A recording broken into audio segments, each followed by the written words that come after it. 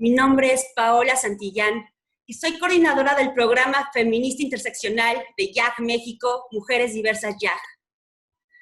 Como comentaba Iván al inicio, el día de hoy estamos en el Congreso de la Ciudad de México para aprobar la iniciativa de ley para prohibir las terapias de conversión.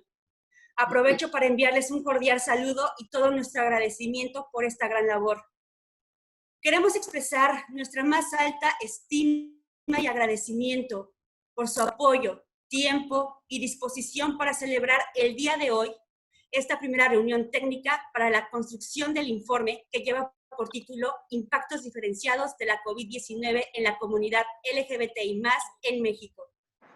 A este primer esfuerzo se han sumado diversas organizaciones, academia e instituciones para comenzar a sistematizar información necesaria y valiosa para dar respuesta ante el actual reto sanitario. Y estamos seguras y seguros que se irán sumando más en el camino. Queremos saludarles y reconocerles de una manera muy especial y, por supuesto, agradecerles los comentarios y observaciones que nos han hecho llegar algunos de ustedes. A este primer esfuerzo técnico, quiero comentarles que se han sumado el día de hoy y, por supuesto, a través de sus recomendaciones realizadas, la Embajada de Australia en México, por medio de su programa de ayuda directa, la representación de Quebec en México, la Secretaría de Relaciones Exteriores, ONU-SIDA, UNODC, UNFPA, CONAPRED, Red de Jóvenes Positivos, Casa de las Muñecas Tiresias, Michoacanes Diversidad, Musas de Metal, Jóvenes LGBTI+, México, Mujeres Diversas YAG, Grupo Juvenil Lambda en Zacatecas, Colectivo Chubajetic en San Cristóbal de las Casas, la Asociación Civil Inspira, Racismo MX, AHF México, diversos investigadores y, por supuesto, COPRED en la Ciudad de México, quienes han sido pieza clave en este proceso. A todas y todos ustedes, en verdad, muchas gracias. Para inaugurar estos esfuerzos, se encuentra con nosotros el día de hoy el excelentísimo embajador de Australia en México, embajador Remo Moreta, a quien les solicito tomen la palabra. Muchas gracias, embajador. Muchas gracias, Paula. Muchas gracias, Iván. Buenos días. Es un honor para mí poder participar en esta mesa redonda para dialogar sobre las graves consecuencias que ha ocasionado la actual crisis sanitaria en la comunidad LGBTI en México. Antes de comenzar, saludo cordialmente a todos los participantes de esta mesa que representan a diversas instituciones gubernamentales de las Naciones Unidas, del cuerpo diplomático y de la sociedad civil. Derivado de la pandemia de la coronavirus 19, estamos viviendo en un contexto de crisis e incertidumbre que tal vez nunca nos imaginamos que pudiera pasar, por lo que la discriminación y la violencia ha incrementado en estos últimos meses y ha afectado gravemente a los grupos más vulnerables de la población. Y desafortunadamente, la comunidad LGBTI no es la excepción. Antes de la pandemia, la comunidad LGBTI se enfrentaba a grandes retos a pesar de los avances alcanzados en materia de derechos humanos. Durante esta crisis, las medidas para mitigar los efectos de la pandemia, las cuales son muy necesarias, han tenido algunos efectos negativos. El distanciamiento social puede resultar particularmente difícil para algunas personas LGBTI debido a que pueden estar confinados en entornos hostiles con familiares que nunca los han aceptado. Algunas personas LGBTI que viven con VIH o que necesitan tratamientos hormonales han tenido dificultades para conseguir los medicamentos. Lo que acabo de mencionar son algunos ejemplos de mucho que están sucediendo en varios países del mundo, por lo que hay más que nunca esencial alzar la voz. Una de las prioridades para el gobierno de Australia es fortalecer y promover los derechos humanos de la población LGBTI. La colaboración de la Embajada de Australia con YAG México es prueba de ello. Estoy seguro de que el resultado de dicha colaboración traerá importantes cambios en el corto, mediano y largo plazo.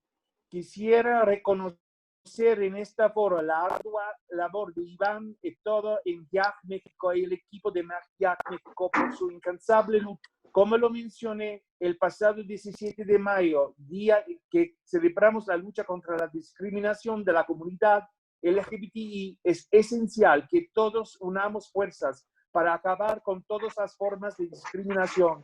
Muchísimas gracias, Paula y Iván. Sigamos adelante. Gracias.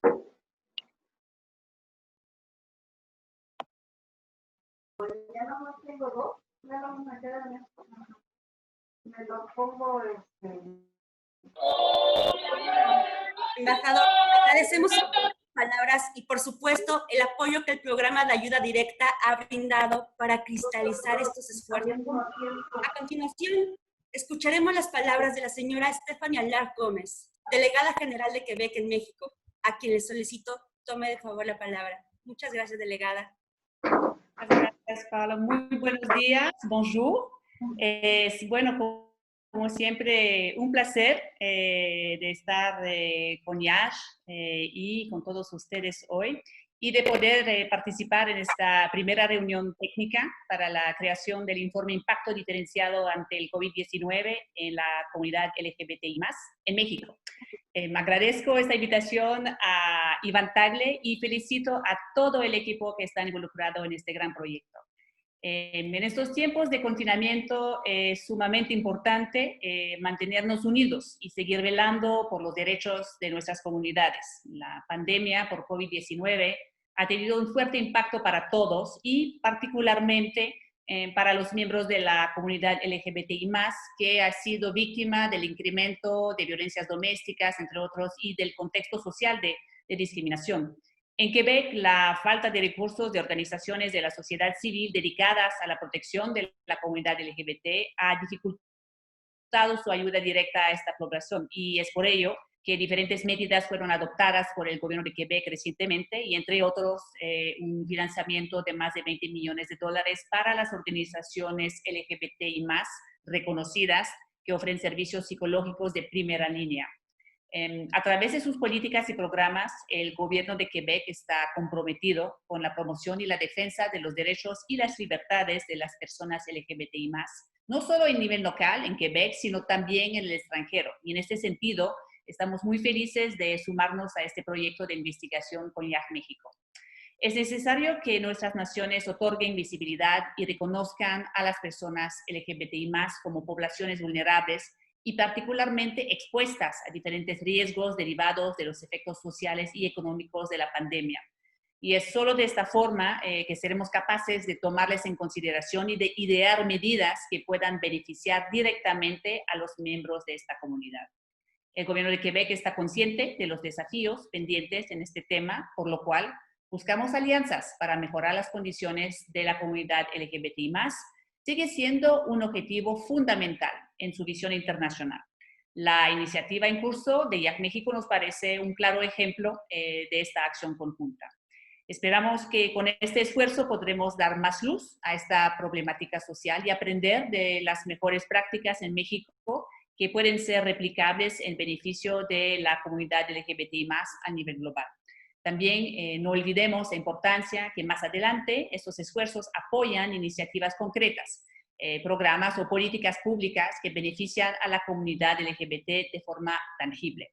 Pueden contar con el apoyo de la Delegación General de Quebec en México siempre para difundir los resultados y las ideas que emanarán de esta reunión. Muchísimas gracias. Muchas gracias, delegada, por el apoyo que la delegación brindará para la difusión de estos esfuerzos. En verdad, gracias. A continuación, escucharemos las palabras del maestro Javier Gileta Verduzco, director general de vinculación con las organizaciones de sociedad civil de la Secretaría de Relaciones Exteriores, en representación de la subsecretaria Marta Delgado, de la Subsecretaría para Asuntos Multilaterales y Derechos Humanos de la Secretaría de Relaciones Exteriores. Adelante, maestro Gileta. Muchas gracias, Paola. Buenos días a todos. Espero se encuentren bien. Antes que nada, quiero festejar el trabajo que se está realizando desde YASH y la unión que existe en la sociedad civil para defender las distintas causas, como lo que estamos viendo en las imágenes en este momento que nos está compartiendo Iván, porque la lucha por derechos nunca termina. La aspiración por una visión distinta, por un mundo en el cual tengamos acceso y podamos aspirar a un mejor estadio, es algo por lo que tenemos que continuamente que trabajar. Y es por eso que México ha estado comprometido en diversas convenciones, así como abierto al escrutinio en todos los ámbitos del Estado mexicano. ¿Por qué? Porque creemos en eso, porque creemos en el multilateralismo. Celebramos esta reunión o primera reunión técnica sobre el impacto diferencial del COVID-19. No es lo mismo cuando afecta a minorías, y hay que dejarlo muy claro. La comunidad LGBT más requiere de una atención especial, y celebro que se tengan estas reuniones y que esté esta unión. El problema de COVID es un problema global que nos está afectando a todos y que requerimos un acompañamiento y sobre todo estar pendientes de dónde nos encontramos. Es por eso que estos reportes son clave. Nos permiten a todos los estados, no solo la experiencia en México, sino que va a permitir que al tener este documento al final, va a hacer que podamos hacer un corte transversal a nivel global de lo que se puede hacer o no. La Secretaría de Relaciones Exteriores, a través de la subsecretaria Marta Delgado, ha estado impulsando continuamente el respeto a los derechos humanos y además el respeto no solo al interior del país, sino en el exterior, en todos los foros internacionales. De la misma manera, todo tiene retos y en nuestro país no podemos soslayar el reto que existe en relación a los tratamientos VIH, el acceso a los propios servicios de salud por parte de la comunidad, no sin menoscabo de lo sucedido en todas las exclusiones sociales de las cuales la comunidad es víctima. Por otra parte, quizá me gustaría, y con el fin de darle velocidad y que pueda continuar para privilegiar el diálogo entre las organizaciones, que tenemos que tener claridad hacia dónde ir. Y la única manera de tener claridad hacia dónde ir y hacia dónde empujar es saber dónde se está. Y estos estudios, o sobre todo estos diálogos para entender la coyuntura actual, nos sirven para saber por dónde empezar. La Secretaría de Relaciones Exteriores es un espacio abierto para todos ustedes. Estamos muy honrados de formar parte en este evento, pero sobre todo de que sepan que aquí estamos para ustedes, estamos para escucharlos, estamos para transmitir e incorporar en toda nuestra política exterior las visiones de la sociedad civil. No me queda más que agradecerles el día de hoy y pues vamos haciendo un cambio, vamos empujando las cosas hacia adelante. Una felicitación a todos. Muchas gracias. Así es, maestro. Muchas gracias, maestro, por sus palabras y a la Secretaría de Relaciones Exteriores por articular siempre de la mano con sociedad civil organizada. Por otra parte, saludamos y reconocemos la labor que realiza el Sistema de Naciones Unidas en nuestro país para garantizar que nadie se quede atrás. Saludamos de manera cordial al señor Steven Díaz, coordinador del proyecto IMPREP, y al señor César de la Fuente, asistente de la iniciativa Spotlight, que participan en representación del UNPA México. Saludamos también a nuestro amigo y aliado Daniel Escobar, subcoordinador de Desarrollo Institucional y Atención a Víctimas y punto focal en asuntos LGBT de UNODC México, quienes se suman como observadores en este proceso. Muchas gracias por su acompañamiento. A continuación, solicitamos tome la palabra el representante de la Oficina Regional de UNOCIDA para América Latina y el Caribe, señor Francisco Javier Arellano Ayala. Muchas gracias.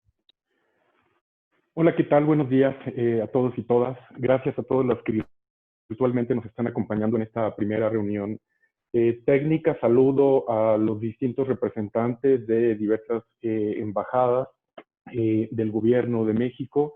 Y saludo también, por supuesto, a mis colegas del Sistema de Naciones Unidas.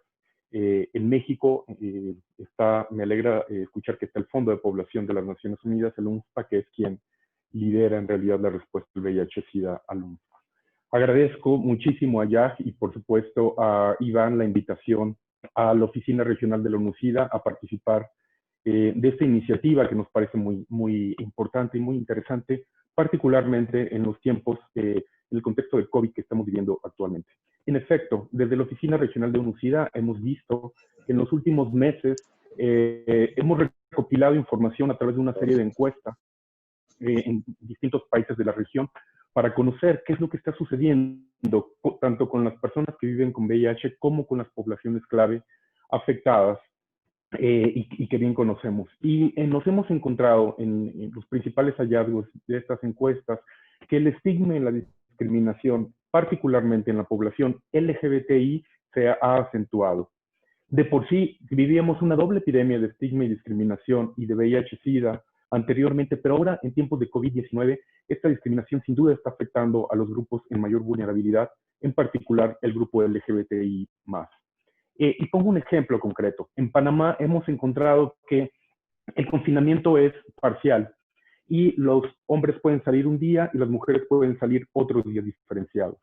¿Qué ha pasado con las mujeres transgénero? Cuando ellas salen a la calle son detenidas por los cuerpos policiales porque sus identificaciones no corresponden a su expresión de género. Este es un ejemplo de las cosas que están pasando.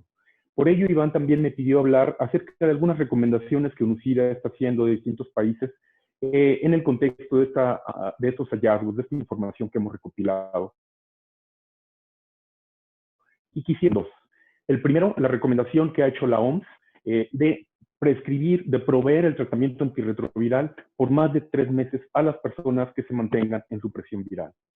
Esto tiene un gran impacto diferenciado en muchas cosas. En primera, evita que las personas que viven con VIH acudan a los centros de salud a recoger su tratamiento antirretroviral y agiliza también la entrega. Esta es una recomendación que la OMS había hecho antes de COVID. Esta recomendación ya existía, pero hoy más que nunca tiene vigencia y fuerza en los distintos países. México, por cierto, está implementando estas acciones. Y la segunda recomendación es centrarse en las medidas de protección social. Es decir, a las personas necesitan sobrevivir. Muchas personas en la región, pensamos que podría ser una cifra muy alta, de hasta cerca del 30%, han perdido sus empleos. Necesitan protección social de parte de los gobiernos y esto se puede reflejar en muchos mecanismos. En muchos países, por ejemplo, en Colombia está el programa Bienestar, en Panamá hay otro programa que está entregando también directamente a las comunidades afectadas alimentos. En otros países han hecho cash transfer o transferencias de efectivo para que las personas tengan un sueldo mínimo básico indispensable con que vivir. Y en el caso de las personas de la diversidad sexual y también de las personas que viven con VIH, esta necesidad es aún más apremiante. En algunos países, como en México, se han habilitado albergues que acogen a personas jóvenes LGBTI y también migrantes. Finalizo pues mi comentario y mi presencia aquí nuevamente agradeciéndoles, uniéndonos a esta iniciativa. Tenemos mucha fe en que, pese a que estamos en contextos aciagos y difíciles, sea posible tener el sueño que teníamos para el 2030 de tener una generación libre de SIDA. Muchísimas gracias. Agradecemos la participación de la Oficina Regional de ONU-SIDA para América Latina y el Caribe. Sigamos construyendo puentes. Ahora, hacemos una especial mención y saludamos a Farid Hanan, director del área en la Subsecretaría para América del Norte, en la Secretaría de Relaciones Exteriores. Iván Sierra, director ejecutivo del Instituto de los Mexicanos en el Exterior. Maestro Manuel Sada, director de vinculación del mismo instituto, quienes se encuentran el día de hoy con nosotros. Por favor, extiendan nuestros saludos a nuestro canciller Marcelo Ebrard. Les agradecemos su presencia y colaboración. Por supuesto, esta respuesta es social y comunitaria. Por ello, nos congratulamos en escuchar las palabras de Carlos Aedo Rocha, secretario técnico nacional de la Red Mexicana de Jóvenes y Adolescentes con VIH, quien hablará en representación de sociedad civil. Muchas gracias, Carlos. Adelante. Muchas gracias a todos los que están acá. Muchas gracias agradezco a las instituciones, a los sistemas de Naciones Unidas y a las agencias de cooperación que están aquí representadas y presentes, pero sobre todo agradezco infinitamente a las organizaciones y colectivos que me dejan hoy darnos voz, no solo a los que estamos en esta discusión, sino a todas aquellas asociaciones o colectivos que están haciendo trabajo territorial, dando respuesta a las problemáticas que intersectan a la población de la diversidad sexual, algunas de ellas quizás trabajando en el anonimato por no contar con canales para hacer estas comunicaciones. Por ello es que el día de hoy no represento a la Red de Jóvenes con VIH, represento a las organizaciones civiles que estamos trabajando en el marco de la pandemia. La pandemia del COVID-19 trajo a nosotros nuevos retos para que la sociedad civil siguiera realizando el trabajo comunitario y territorial a los cuales nos habíamos comprometido al asumir liderazgos dentro de las propias poblaciones a las cuales pertenecemos.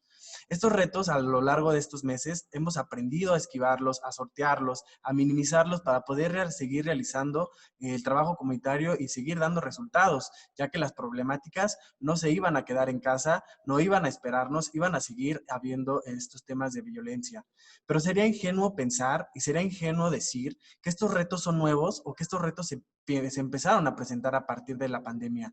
Claro que no, estas barreras, ya nos enfrentábamos a estas barreras, ya nos encontrábamos a no tener recursos suficientes para seguir trabajando, a no tener espacios seguros de donde incidir, a no tener las herramientas necesarias para llegar a generar incidencia política o a todas estas barreras. El COVID-19 llegó a agudizar y a hacer visible algo que ya sucedía. La precariedad económica de la población LGBT ya estaba ahí. El acceso o la falta de acceso a derechos laborales y a la discriminación laboral y el tener que trabajar en comercios informales también ya estaba ahí. La violencia en casa también estaba ahí. Y el debilitamiento de las acciones de la sociedad civil también estaban sucediendo ahí. Solamente que estábamos en este punto de equilibrio donde estábamos resistiendo a partir de toda la experiencia que habíamos tenido. Cuando llega la epidemia del COVID-19 y empezamos a perder los recursos de incidencia, porque tan solo el vernos era una herramienta importante, empezamos a debilitarnos y a hacer visible todo esto que estaba sucediendo. Se nos rompió esa pequeña hoja de papel que estaba sosteniendo todos los problemas y que no estaban haciendo que fueran totalmente insostenibles. En este caso, la realidad es que justamente llegamos a esta conclusión. No podemos solos, ni la sociedad civil puede asumir toda la responsabilidad, ni la sociedad civil puede contener absolutamente a toda la población, ni las instituciones, ni las agencias de cooperación internacional. Nos necesitamos unos a los otros, porque al final nuestros objetivos son comunes. Es así como esta pandemia nos ha acercado, primero a las organizaciones civiles que quizá de algunos medios estábamos alejados, pero que nos terminamos encontrando al empezar a hacer vinculaciones y empezar a darnos cuenta que estábamos teniendo exactamente los mismos problemas y empezamos a trabajar entre nosotros. Empezamos a identificar que las intersecciones con las que nosotros trabajamos son las mismas y que quizás solamente tendríamos que generar un discurso unificado y tendremos que empezar a trabajar en bloque para acercarnos a ustedes, a las instituciones y a las agencias y entre nosotros mismos para poder cumplir los objetivos, ¿no? Tenemos que reconocer también que tenemos diferentes formas de trabajo, tenemos diferentes estrategias, incluso diferentes grupos específicos a los cuales atendemos o con los cuales nos representamos entre pares. Pero nuestro objetivo final es el mismo, es justicia, es buscar que nadie se quede atrás, es la garantía del ejercicio de los derechos humanos de todas y todos. De igual forma, reconocemos que la única manera de llegar a los grupos en situación de vulnerabilidad es en el trabajo en el territorio, es el trabajo face to face. Los medios digitales no bastan y los medios digitales no llegan a todos los rincones donde están las personas más vulnerables. ¿Y cómo vamos a lograr llegar a estos rincones?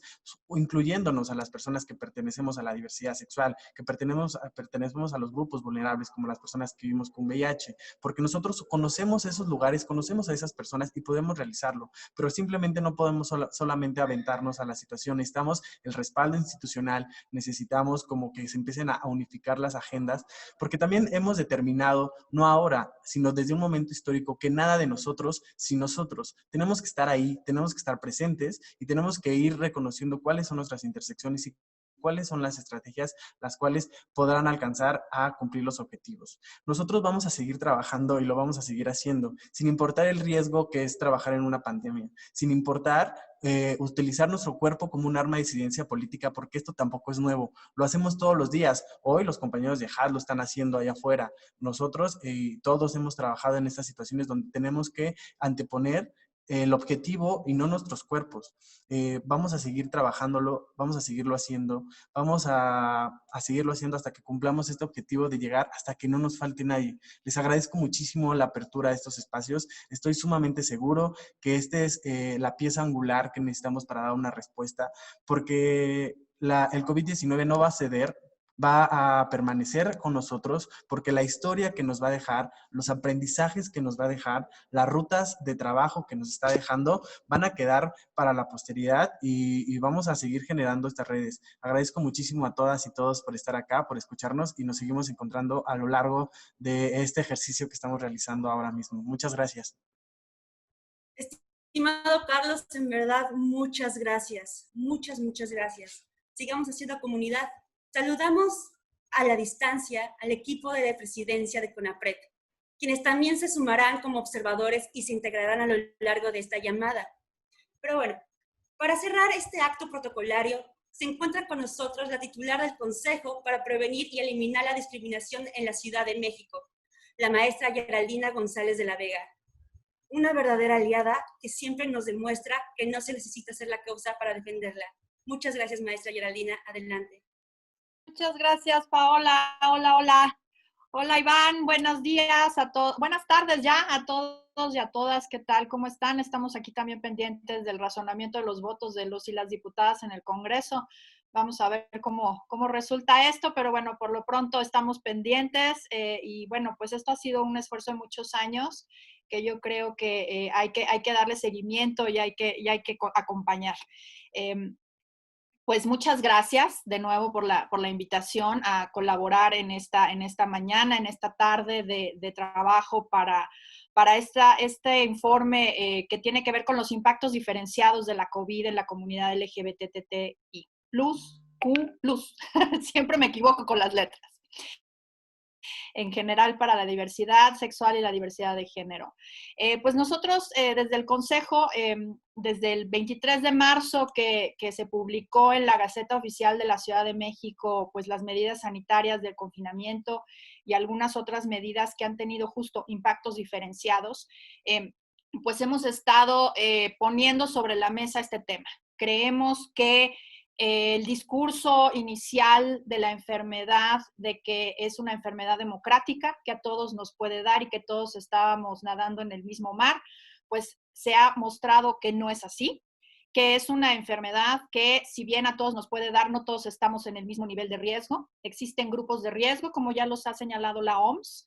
Existen grupos de atención prioritaria que están siendo impactados de manera diferenciada por la enfermedad, pero también por las medidas que se han adoptado, medidas en su diseño original neutrales, pero con impactos diferenciados, discriminación indirecta, llamada así, porque justamente la medida de quédate en casa, pues es una medida neutral, pero que afecta, por ejemplo, como Iván y su equipo nos comentó desde el principio, a jóvenes LGBTI que han salido del closet, pero que sus familias no los aceptan y los discriminan y los violentan y los someten a prácticas como las que se están votando ahorita en el Congreso de la Ciudad de México para sancionar a las llamadas terapias de conversión, o que no han salido del closet y que están viviendo en sus casas pues un infierno porque en realidad no pueden expresarse, no pueden vivir su identidad, no pueden vivir su orientación de una manera libre y adecuada.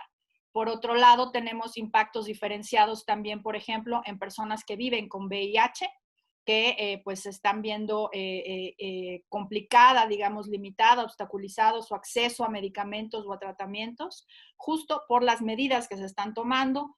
Hospitales COVID que ahora ya no están dando estos tipos de tratamiento y no se está proporcionando la información de manera adecuada, entonces el derecho de acceso a la información y el derecho de acceso a la salud están siendo impactados de maneras diferenciadas en determinadas poblaciones.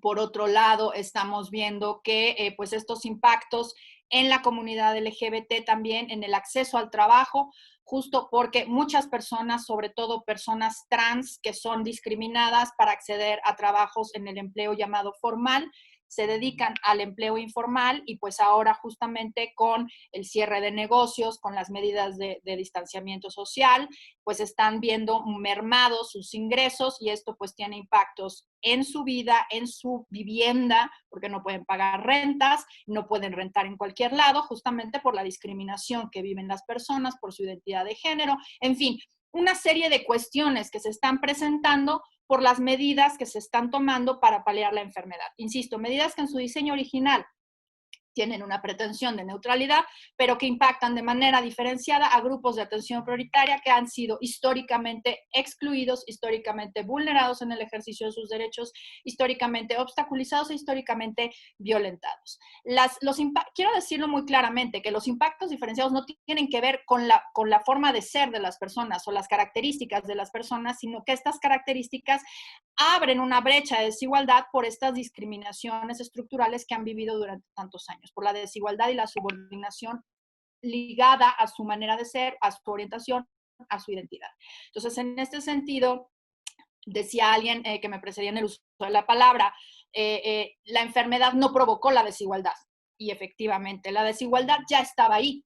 Lo que vino a hacer la enfermedad fue a quitar el telón, a quitarle el velo de los ojos a muchas personas y mostrar la desigualdad tal como es y tal como era. Y por eso a mí no me gusta utilizar la nueva normalidad, porque pareciera que vamos a regresar a lo mismo en lo que estábamos antes. Y eso no puede ser. Y justamente uno de los objetivos del COPRED desde marzo ha sido visibilizar estas diferencias a través de una serie de conversatorios de impactos diferenciados en 13 grupos de atención prioritaria en el que participó nuestro amigo Iván, por ejemplo, en el de población LGBTI, y en donde pues justamente la idea era tener una pequeña muestra de estos impactos diferenciados, pero también de la desigualdad que ya se venía viviendo y que se está abriendo y que se está reforzando y que se está profundizando por la enfermedad. Entonces, nosotros desde el Consejo estamos por publicar un informe que trae pues estos resultados de los impactos diferenciados en 13 grupos de atención prioritaria. Uno de ellos, insisto, es el capítulo LGBTTI, en donde participó YAG y participó LEDECER y participó nuestro compañero Nathan Ambriz a partir de la perspectiva de masculinidades trans, pero que por supuesto es una pieza pequeña, digamos, en el enorme rompecabezas de los impactos diferenciados que está viviendo la población LGBTI, porque sin duda no es lo mismo ser una mujer lesbiana con familia, un hombre gay que a lo mejor vive joven, que vive con sus padres y que no ha salido del closet, y que a lo mejor también vive con VIH y tampoco ha salido de ese closet. Tampoco es lo mismo ser una mujer trans que realiza trabajo sexual, ser una persona intersex, o todas las intersecciones que cruzan a la comunidad LGBTI. No es lo mismo ser una persona gay que una persona indígena gay o una mujer lesbiana con una discapacidad. Entonces, me parece que esta perspectiva, digamos, mucho más amplia y mucho más grande que pretende ya abordar a través de esta propuesta que tiene de la encuesta y del informe, a mí me parece que es fundamental para entender qué está sucediendo. Y que todas las personas, y lo decía también quien me precedió en el uso de la palabra, nos unamos, gobierno y sociedad civil, para poder tomar decisiones acertadas, para poder establecer acciones, líneas estratégicas de acción en algo que podríamos llamar como un pacto post-COVID para no volver a la normalidad. Para no volver a esa normalidad en donde ya había desigualdad, en donde ya había discriminación, en donde ya había exclusión, obstaculización y violencia. Entonces, en ese sentido, a mí me parece que hacia donde tenemos que avanzar es a no soltar esta visibilización que ya existe, que ya está sobre la mesa, sobre la desigualdad y la discriminación que vive la comunidad LGBTI, y avanzar hacia las medidas que tendríamos que tomar ahorita para resolver el problema de los impactos diferenciados por la COVID, pero avanzar también hacia la inclusión de toda la comunidad y de todas las personas en esta ciudad, porque como alguien que me precedió, me parece que fue Carlos, nadie se quede fuera y nadie se quede detrás. Agradecemos mucho la posibilidad de participar. Me acompañan aquí Adriana Aguilera y Berenice Vargas, quienes participarán en la siguiente parte. Y pues saben que COPRED, bueno, pues es la instancia encargada de velar por los derechos de todos los grupos de atención prioritaria en esta ciudad, pero además el equipo que me acompaña y yo misma tenemos una convicción enorme de que esta ciudad tiene que ser una ciudad incluyente y una ciudad de derechos, y pues seguimos pendientes del Congreso, y muchas gracias por esta invitación. Muchas gracias, maestra Geraldina, por tan acertadas palabras y por su apoyo siempre en pro de los derechos de todas y de todos. Para nosotros también es importante reconocer el acompañamiento, la labor y el apoyo que nos ha brindado la Fundación Alemana Heinrich Böll en México y el Caribe para la construcción de este informe. Para finalizar la primera parte e irnos a un receso, algunas de las organizaciones presentes expondrán en un tiempo no mayor a 5 minutos las situaciones y retos que han enfrentado, así como las soluciones y respuestas que han brindado en su quehacer frente al actual reto sanitario. Contaremos con las intervenciones de Kenia Cuevas, directora de Casa de las Muñecas Tiresias y Refugio Casa Paola Buenrostro, quien sabemos que tendrá que dejar la reunión un poco antes para atender a población en situación de calle. Asimismo, contaremos con la participación de Eric Melo, encargado de la vinculación institucional del colectivo Chubajetic en San Cristóbal de las Casas. De igual forma, participará Paul Martín, directora de Musas de Metal, y Shel José Morales Otelo, coordinadora nacional Jóvenes LGBT México. Por favor, Kenia, toma la palabra. Tengan en cuenta que cuando resten 2 minutos les estaré avisando. Muchas gracias, Kenia. Muchas gracias. Pues muy contenta por participar. La verdad es que yo veo el panorama pues muy blandito a lo que se enfrenta uno en la realidad.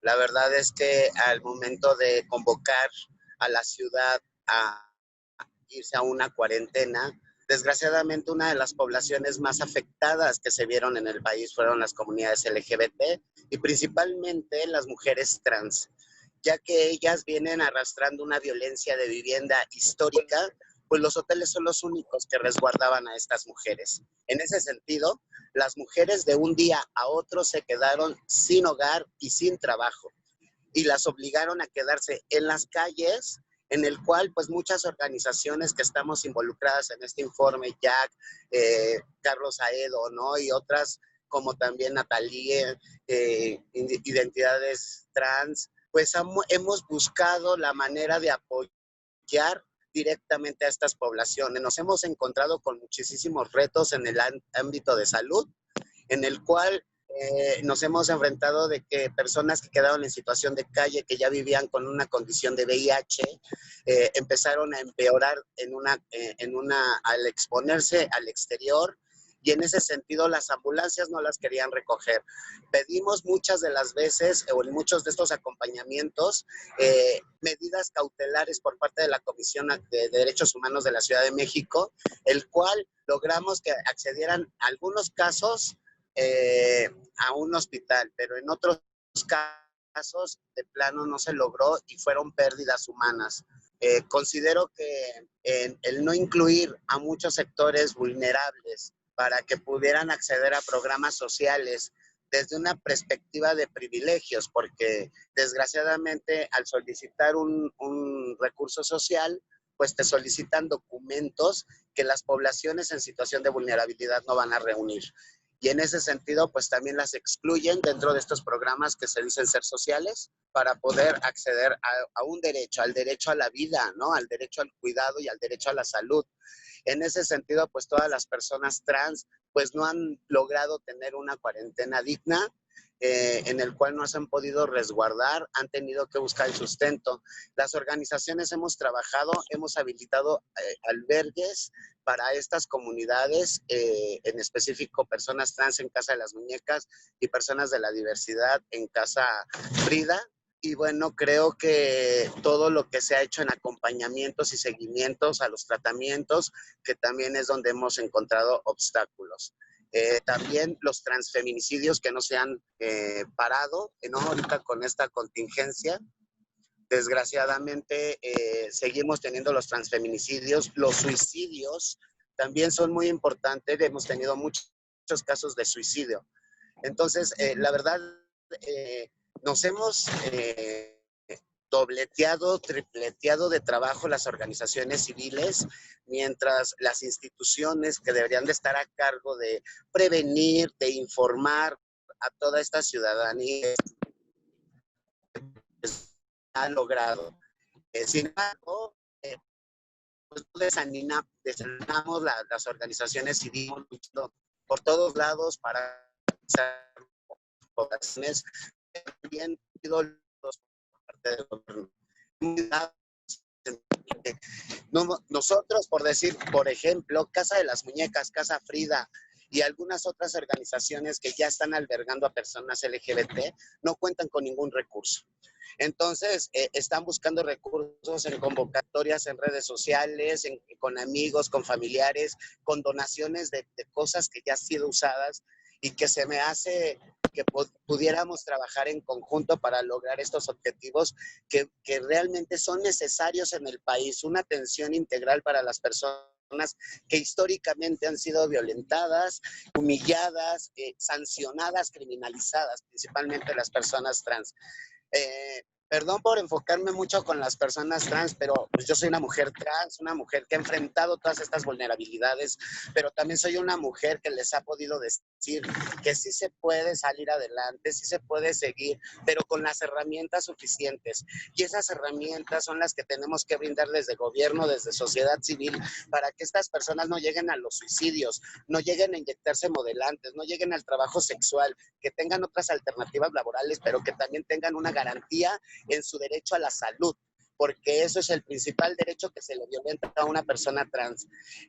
Yo hablaba en algún tiempo sobre los modelantes, Geraldine lo sabe, que es algo que a mí me afectó directamente después de 10 años y que no tenemos especialistas en el país, que los medicamentos altamente caros, son casi 3,000 pesos cada 20 días. Una mujer trans en condición de vulnerabilidad que se inyectó sustancias en sus organismos y que ya no pueden expulsar, no van a poder pagar un tratamiento. El tratamiento hormonal únicamente se da en una sola clínica cuando se puede dar en todo el sector salud, ¿no? Empezar a trabajar sobre la empatía, el amor, ¿no? Porque también se nos ha olvidado esa parte, creo, ¿no? Como activistas, como instituciones, como personas que creamos estos apoyos, se nos ha olvidado que el amor es fundamental, el compañerismo, estos valores que hemos perdido. Nos hemos empezado a ver con muchas etiquetas, lejos de vernos como seres humanos. Esto que a mí me está preocupando. Las trabajadoras sexuales ahorita no tienen que comer, muchas de ellas se quedan en la calle, pero también muchas de ellas tuvieron que regresar a sus lugares de origen, donde fueron violentadas y donde huyeron, porque no tenemos alternativas, no tenemos albergues, no tenemos apoyos y recursos. También las poblaciones en situación de calle o que usan sustancias psicoadictivas o personas privadas de la libertad no pueden acceder a estos derechos. Sin embargo, ¿qué estamos haciendo como sociedad? Ahorita Casa de las Muñecas está otorgando 200 comidas 3 veces por semana en un punto estratégico en la Ciudad de México para que se acerquen de muchos puntos donde están personas en situación de calle, limpia parabrisas, familias pobres, porque también nos llegan vecinos, porque la situación está afectando a todo el mundo. El COVID llegó para quedarse y no se va a ir. Y es como cuando en los 80s, que a mí también me tocó vivir lo del VIH, que desgraciadamente también la falta de información mató a muchísima gente. Nos falta difundir la prevención, los cuidados que debemos de tener para poder llegar. Pues yo también no estoy de acuerdo, Geraldina, en esta nueva normalidad, porque pues es todo lo que hemos vivido toda la vida, ¿no? Hemos enfrentado toda la vida con los asesinatos, la violencia, los ataques en las calles, en las instituciones como personas trans. Porque nosotras, yo escuchaba a Geraldine y tiene toda la razón, nosotras venimos rompiendo estereotipos, renunciamos a un privilegio social masculino. Entonces, en ese sentido, pues somos acreedoras a más violencia. Pero, pues bueno, es un poco de lo que hemos estado haciendo, un poco visibilizar que sí estamos olvidando poblaciones que históricamente están olvidadas. Les hace falta cobijas, por decir, la alcaldía Cuauhtémoc ordenó quitar los campamentos de calle cuando ya habían juntado algunas cobijas, algunas lonas para resguardarse de la lluvia, y se me hace totalmente injusto que de esa forma lleguen en la mañana, les echen agua y tiren todo a una basura y que no les den alguna alternativa para que ellos puedan resguardarse durante la cuarentena. Eso es lo que a mí me preocupa, porque yo recuerdo que cuando llegaron la caravana de migrantes, se desplegó un campamento impresionante en Palacio de Deportes, donde hubo médicos, donde hubo alimentación, hubo seguridad. ¿Por qué no implementarlo ahora al COVID para estas poblaciones que desgraciadamente tienen que dormir en las calles, tienen que vivir en las calles, pero también esas personas que están enfermas, que viven en las calles, que usan drogas, que viven con VIH, y todo esto lo tienen en conjunto? ¿no? Entonces, ¿cómo vamos a empezar a ayudar a todas estas poblaciones? Agradezco la participación y pues quedo atenta a la reunión. Gracias. Muchas gracias, Kenia, por tan importante participación. En verdad, te admiro mucho. Por favor, Gracias. Preséntate, cuéntanos quién eres, de dónde eres y los retos y acciones que se han realizado en tu región. Recuerda que tienes 5 minutos, restando 2 minutos te avisaré. Muchas gracias. Adelante, Eric. Muchas gracias. Primero, buenas tardes a todas, todos, todes. Mi nombre es Eric Melo y quisiera antes de empezar agradecerle a Jack por este espacio, la oportunidad y a todos ustedes el compromiso que están mostrando. Yo vivo en San Cristóbal de las Casas, Chiapas, enclavado en los altos de Chiapas, rodeado de comunidades indígenas. Y desde el 2017 trabajo en una colectiva que se llama Chubajetic. Esta colectiva, que significa locura en lengua tzotzil maya, intenta hacer actividades de visibilidad para apoyar a la población LGBT que vive y transita en esta ciudad. Si ustedes no conocen, el municipio es con las características de un pueblo mágico, de un pueblo turístico, de bastante afluencia internacional. Sin embargo, en los últimos años han sucedido 3 transfeminicidios y tiene 2 alertas de violencia de género. Esto más el contexto de cuarentena nos llevó a preguntarnos a nosotros qué podríamos hacer para reconocernos y conocernos como población LGBT, porque decir que somos una comunidad es muy complicado. Ser una comunidad en San Cristóbal de las Casas indica que tenemos un espacio, que tenemos un lugar, que somos visibles y sin embargo el contexto de la localidad no nos permite visibilizarnos. Y esto se acentúa aún más con las mujeres trans que vienen de diferentes comunidades y que no hablan español. Entonces, en este sentido, la respuesta que encontramos como colectiva Chubajetic para enfrentarnos a los cambios y nuevas adaptaciones sociales por el proceso de cuarentena fue llevar a cabo una encuesta que titulamos El impacto del COVID-19 en la población LGBT en Chiapas. Nos contestaron 127 personas, entre gays, bisexuales, lesbianas, mujeres trans y hombres trans, así como personas queer. Algunos de los principales resultados, bueno, abarcamos a 15 municipios del estado. Unos de los principales resultados, los más importantes, fueron en materia de salud, de trabajo y de vivienda con la familia. En el sentido de la salud, se dispararon los indicadores de ansiedad, de preocupación, de estrés, así como los trastornos de sueño y las adicciones a alcohol y otras sustancias. Asimismo, en el área del trabajo, la mayor área donde las personas LGBT nos contestaron tienen ingresos es a través del empleo informal o del autoempleo.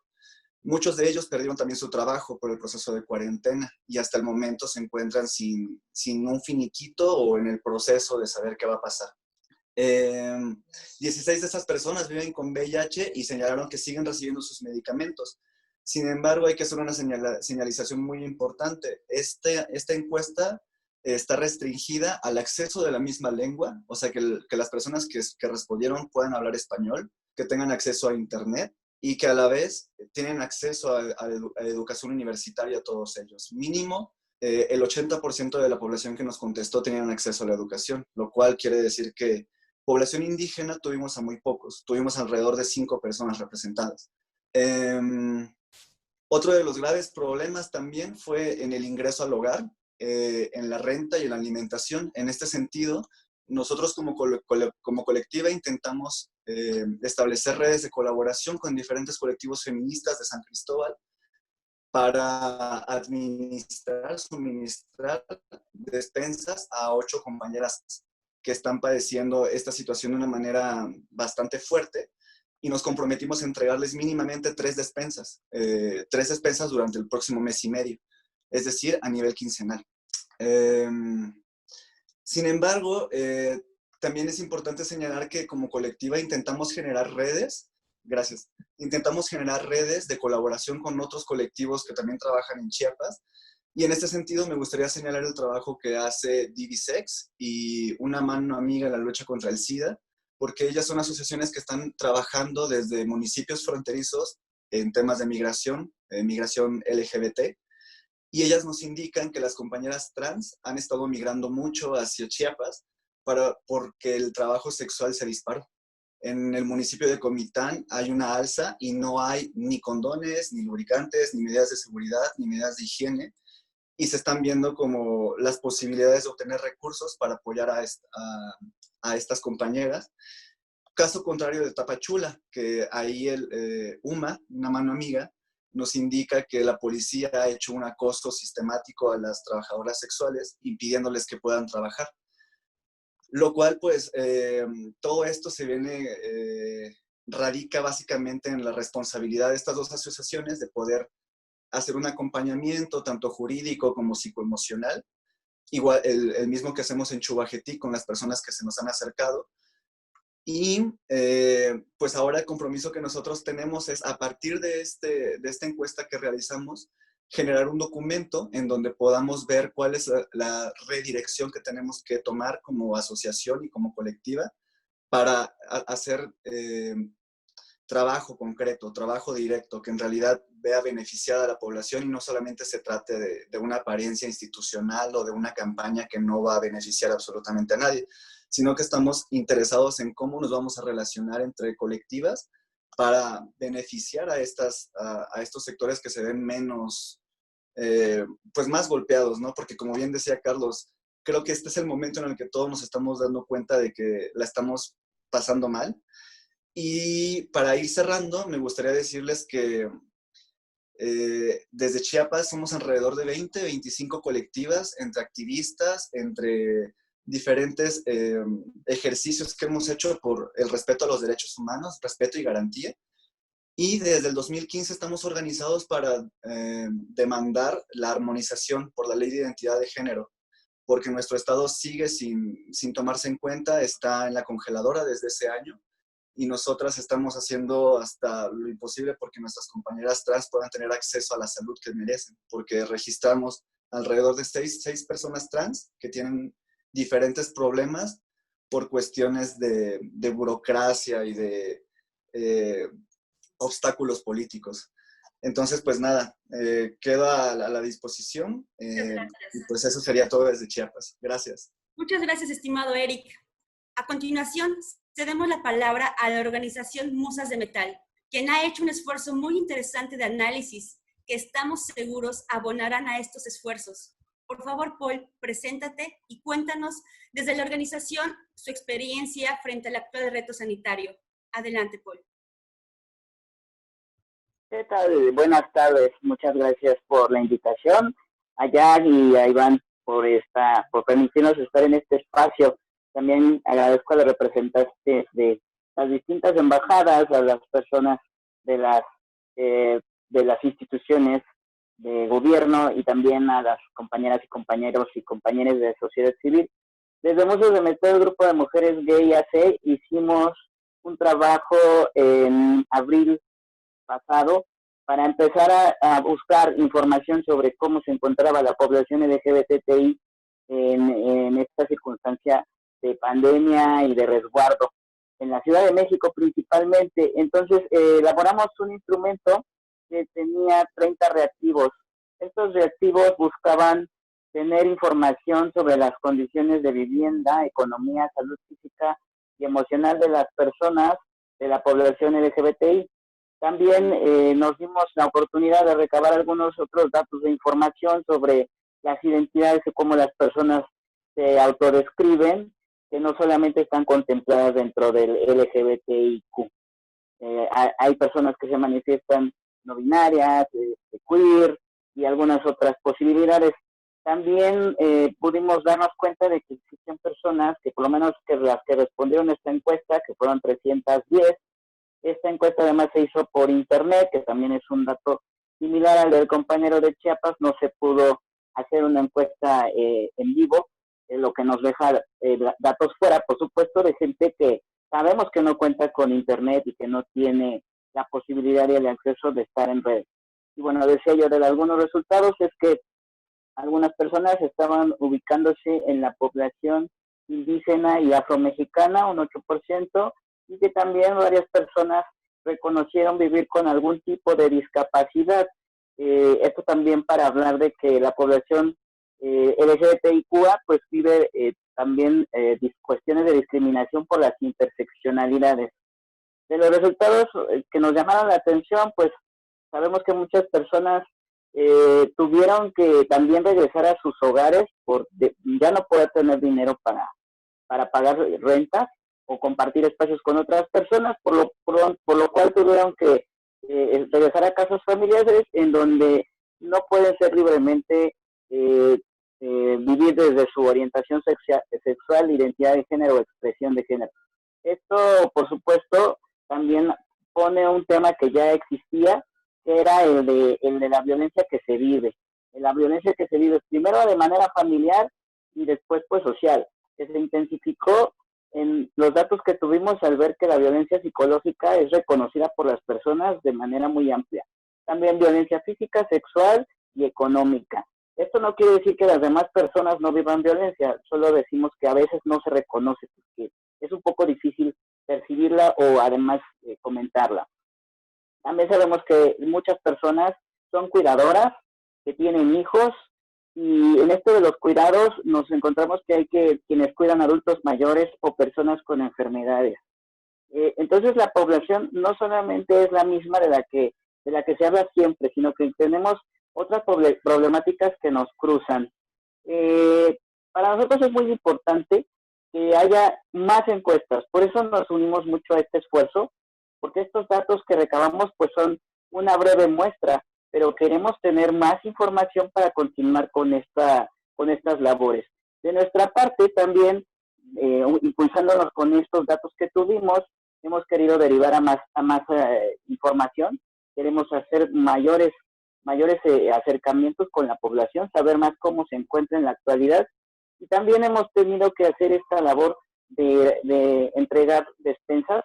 Hemos trabajado en conjunto con Burritos No Bombas, que es otra organización, y que nos ha apoyado para poder dar despensas. Llevamos 16 semanas repartiendo en la Ciudad de México a las personas que se quedaron sin trabajo y que necesitan, pues, por lo menos tener una alimentación pues garantizada. Entonces, bueno, otras organizaciones con las que estamos participando en este proyecto, por lo cual pues es muy necesario vernos no solamente en estos espacios, sino para el trabajo cotidiano. Un punto que ya han mencionado, y es cómo a las organizaciones de la sociedad civil, desde el inicio de este gobierno, se nos ha puesto de lado y se nos ha considerado como no unos agentes importantes de la participación con las comunidades y en este caso la población LGBTI. Por eso es importante retomar este punto y que se nos considere como quienes estamos al frente, porque también coincidiendo con Kenia, es que las instituciones no han estado tan presentes o tan al tanto de estas necesidades inmediatas. No solo se necesitan conferencias e información, se necesitan cosas para la sobrevivencia del día a día. Pues muchas gracias por el espacio. Gracias a todas, todos, todes. Muchas gracias, estimada Paul. Ahora, el coordinador nacional de Jóvenes LGBT México, Chef Josué Morales, nos brindará su perspectiva. Adelante, Josué. ¡Bravo! ¡Bravo! Gracias. ¡Bravo! Muchas gracias, Iván. Muy buenos días a todas, todos y todes. Me disculpo, pues como verán, hoy nos toca estar en pie de lucha por si de repente se nos filtra un ruido o no me escuchan. Ahí me avisan, por favor. Pero muy, muy, muy gustosa de estar conectada con ustedes el día de hoy. Me encantaría, si fuera posible, poner y compartir en la pantalla esta presentación. La presentación que les he enviado, pues sé que cuento con muy poco tiempo. Creo que me está escuchando justo ahí el equipo técnico, para que lo podamos compartir. Sí, permíteme un momento. Muchas gracias, Ale. Gracias. Te abrazo. Qué gusto saludarte. Muchas gracias. Y bueno, mientras puedo ir avanzando un poquito en lo que nos ponen en esta diapositiva, justo para ahorrar el tiempo. Quiero tocar algunos de los retos que hemos enfrentado como organización y, bueno, algunas de las acciones que hemos realizado. Por supuesto que la información más detallada pues la haremos llegar al equipo técnico para aportar mayores insumos a este esfuerzo. Me gustaría comenzar con una generalidad sobre el retroceso en materia de los derechos humanos como resultado de esta pandemia. Por ejemplo, en el acceso a la salud, específicamente hacia las personas trans, pues no ha sido fácil el acompañamiento para acceder a sus tratamientos hormonales, situación que muchos de los casos dan como resultado una constante ideación suicida en ellas. Por ejemplo, una de las acciones que hemos emprendido como respuesta a, a esta necesidad ha sido la compra y distribución y envío de hormonas para nuestros usuarios. Otros de los retos que han sido derivados al confinamiento son el aumento del estrés, la ansiedad, la depresión que experimentan las y los jóvenes LGBTI+. Asimismo, hemos observado que el rechazo y la discriminación en los hogares ha aumentado, generando contextos que obligan a los jóvenes a huir de casa. Algunos otros fueron corridos de sus casas, lo que impactó de manera drástica desde la primera semana a nuestra organización, pues los modelos de housing que tenemos dejaron de ser funcionales por el posible, pues por la posible transmisión de este virus. Por supuesto, algo que pudimos observar con las oportunidades de acompañamiento con estas usuarias y usuarios fue el poder ubicarlos en un hotel. Sin embargo, estos fueron cerrados, como bien ya lo hemos dicho algunas y algunos de nosotros, como medida preventiva de la propagación de este nuevo virus, dejando así al menos en la Ciudad de México en calle a población de trabajadoras y trabajadores sexuales que en su mayoría son jóvenes, personas migrantes, entre otros. Asimismo, se presentaron en la organización diversos casos de jóvenes LGBTI+, de otros países que se quedaron varados en la ciudad por el cierre de las fronteras aéreas. También me gustaría recalcar, hacer bastante énfasis en los casos específicos sobre jóvenes LGBTI+, que viven con VIH y que sus familias no saben sobre su estatus serológico. Han abandonado tratamientos retrovirales por el temor a ser descubiertos, poniéndose en riesgo ante el COVID-19. Asimismo, hemos detectado el aumento de jóvenes con hepatitis C y, bueno, el viacrucis para conseguir el medicamento en el sistema de salud pública. Por supuesto que la lista de los retos y acciones siguen y siguen, y les juro que hemos hecho circo, maroma y trato para poder impedir que nuestros jóvenes toquen la calle. Les pediré en este momento, Ale, ¿me puedas ayudar a dejar de compartir la pantalla, porfis?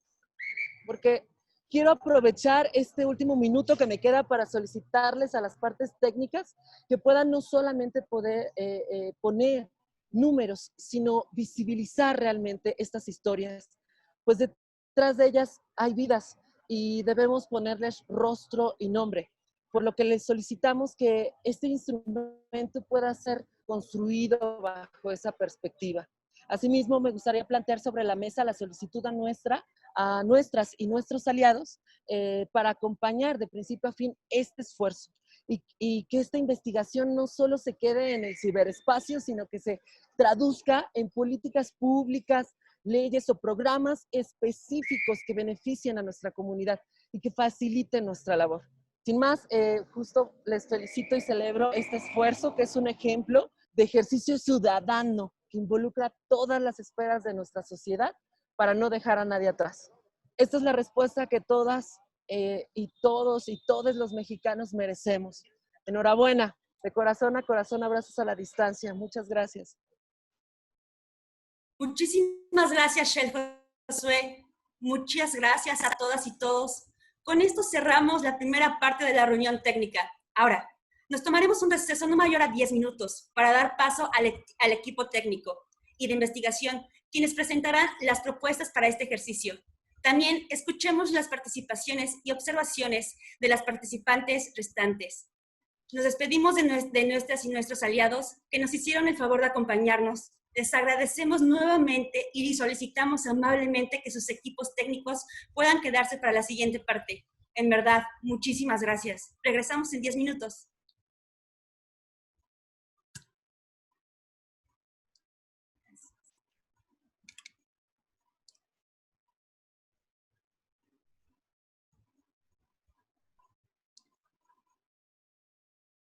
Bienvenidas a todas y todos. Muchas gracias por haberse quedado.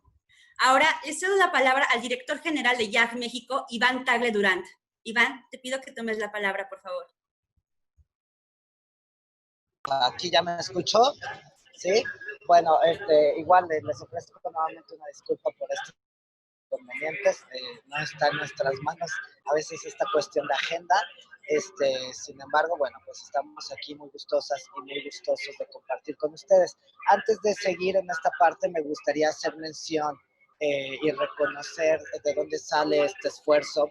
En esta parte que estamos iniciando, básicamente estaremos justo hablando de el informe y los diversos instrumentos que básicamente van a complementar este esfuerzo, ¿no? Y en ese sentido es importante decirles que esta iniciativa nace de la necesidad de muchas organizaciones, no solo de YAG México. Sin embargo, agradezco mucho como todo el reconocimiento, pero creo que este proceso tenemos que verlo como nuestro, porque justo de eso se trata. El día de hoy estamos reunidos para ver cómo fortalecer estas acciones, un poco los comentarios de la necesidad de transformar esto en políticas públicas o acciones específicas va a ser importante. Y pues, como les comentaba, el punto de esta dinámica en este momento en realidad va a ser platicarles más sobre lo que habíamos pensado y habíamos pensado dar una primera propuesta de saque que por supuesto a todas ustedes ya les hemos hecho llegar y hemos recibido muchos de sus comentarios y observaciones para fortalecer el proceso, el instrumento. Y un poco después de que expliquemos estas partes, vamos a dar pie a algunas participaciones, 4 participaciones o 5 participaciones que puedan ser concretas para abonar quienes, organizaciones, instituciones, aliados que no puedan participar, pues por supuesto podemos adaptar y podemos recopilar justo sus observaciones para implementarlas, ¿no? Como les comentaba, este esfuerzo queremos construirlo de 2 partes, ¿no? El instrumento, que es una encuesta, que por supuesto agradezco mucho a las y los investigadores que se han sumado a este esfuerzo, sobre todo a Miguel Fuentes, que ha sido invaluable su labor, y que reconozco y que agradezco por ese acompañamiento, que en un momento él y por supuesto el equipo técnico de COPRED, Ari, Pere, han estado apoyándonos a trabajar, porque como saben ustedes, como organizaciones a veces no tenemos tiempo quizá de echar pluma, y veíamos la necesidad de estar generando un instrumento que nos ayudara a lubricar nuestro trabajo con intervención en las poblaciones. Entonces, muchas gracias al equipo técnico. También estarán presentando este instrumento de encuesta. Y por otro lado, habíamos reconocido justo las limitaciones que podían tener algunas encuestas respecto a su metodología, por supuesto la representatividad, quizá el no poder llegar a algunas comunidades que normalmente, por ejemplo, Eric Melo puede convivir y que no necesariamente tienen acceso a internet. Entonces no queremos dejar ninguna voz afuera, y una de las propuestas es que este informe tuviera también un instrumento de video documental en el cual se enfocara para que pudiéramos varias organizaciones hablar sobre los trabajos, las historias, las necesidades, y que las personas comprendan mucho más este contexto. Ahorita les vamos a explicar un poco más específicamente cómo lo hemos diseñado, y les pediría por favor que al finalizar estas intervenciones de los expertos técnicos que están ayudándonos a construir esto, podamos hacer intervenciones muy breves, muy específicas, en el sentido de poder sumar, fortalecer y ver cómo podemos cristalizar estas intenciones, ¿no? Sin más, quiero cederle la palabra justo a Adriana Aguilera, que puede estar justo hablando desde la parte de introducción y de COPRED, que quiero decirles que es gracias a ellos, en realidad nos acercamos. Ellos ya estaban haciendo un esfuerzo ejemplar que vimos que otras instituciones quizá no lo hacían, que dijimos hay que ayudar, porque quizá una generalidad deja muchas cosas al lado, pero pues nosotros básicamente, nosotros básicamente cuando conocimos ese esfuerzo que estaban haciendo, dijimos hay que sumarnos y hay que hacer la parte más específica en temas LGBT, y se sumaron, dijeron sí, apoyamos, damos know-how. Muchas gracias, Adri Aguilera, te dejo el micrófono. Al contrario, Iván, creo que queda solo reconocerles el trabajo también a YAG, porque siempre están constantemente como que ideando nuevas estrategias y proyectos, y también, por supuesto, por siempre considerarnos desde un inicio o por estar como ideando las estrategias de manera conjunta. No sé, hemos colaborado de manera conjunta desde la guía Nada que Curar, las conmemoraciones del 17 de mayo, las pintas de los pasos cebra, las mesas de trabajo con embajadas y organizaciones, meses de trabajo con congreso, juristas y especialistas, justo para discutir el tema de COSIG y cómo tendría que quedar de manera íntegra y bien el tipo penal. En fin, intentamos someter uno que otro proyecto inclusive a convocatorias internacionales externas, aunque no se nos hizo. Pero bueno, o sea, creo que el trabajo en conjunto y constante vinculación que se ha dado ha sido importante y refuerza inclusive la visión que tenemos desde el Consejo sobre la articulación intersectorial, y cómo esta es primordial para realizar nuestro quehacer institucional de transversalizar la perspectiva de trato igualitario y para que la discriminación no sea un obstáculo para el acceso a los derechos de todos los grupos prioritarios. Y esta encuesta, que también, por supuesto, como ya lo dijo Iván, quiero resaltar el agradecimiento a Miguel, será en verdad muy importante porque además de buscar visibilizar los impactos y necesidades diferenciadas que ha traído esta contingencia sanitaria, integra una perspectiva interseccional. Y eso, bueno, para el Consejo es valiosísimo, puesto que constituye un reto necesario que aún no se ha integrado por completo por los distintos sectores de la sociedad, aunque bueno, desde el Consejo, como ya dije, lo hemos estado adoptando. Y por así decirlo, nuestra chamba es colaborar en hacer la encuesta accesible, incluyente, que incorpore sobre todo las perspectivas de las demás intersecciones por las cuales se podría haber cruzada una persona LGBTI y evitar a toda costa la existencia, por supuesto, de algún sesgo discriminatorio. Y creo que hemos hecho un buen equipo. Y también gracias al principio de participación y consulta previa, de la cual nos regimos, y también ya consideramos vital este tipo de ejercicios abiertos con otras personas especialistas en diversos temas alrededor de la diversidad sexual y de género, que por supuesto son todas las personas que nos acompañan el día de hoy.